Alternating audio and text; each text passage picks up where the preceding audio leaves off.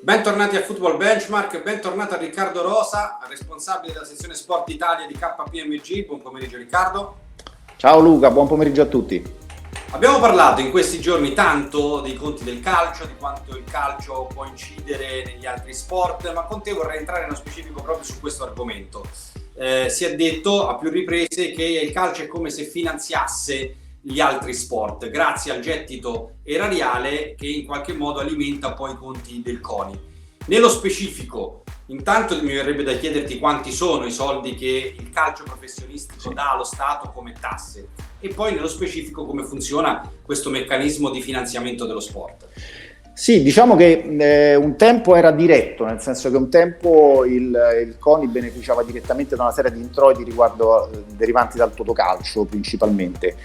Da un po' di anni a questa parte la situazione non è più questa, nel senso che il CONI viene finanziato direttamente dallo Stato che ovviamente incamera e beneficia l'imposizione fiscale, la contribuzione obbligatoria che viene fatta gravare sul settore e nel caso specifico sul calcio professionistico.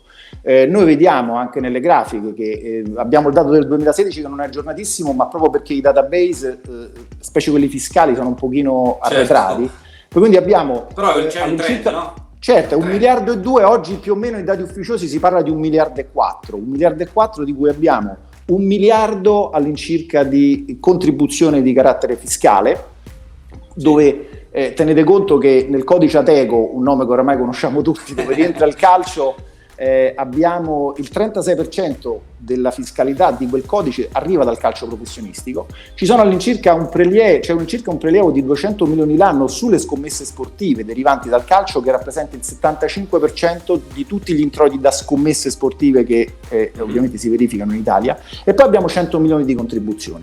Quindi parliamo di numeri veramente importanti, senza considerare due altri aspetti che mi farebbe piacere sottolineare. Il primo è relativo al fatto che come dire, è un settore a forte induzione, nel senso che nel calcio poi dopo vengono poi a svilupparsi altri business, il merchandising, viene a svilupparsi il business del food, dei trasporti, viene a svilupparsi il business dei media. Tenete conto che gli utili di Sky, che fa degli utili anche gestendo calcio, e le tasse che paga Sky non rientrano in questo conteggio, quindi c'è un effetto di induzione rispetto ad altra tassazione che lo Stato incamera molto importante.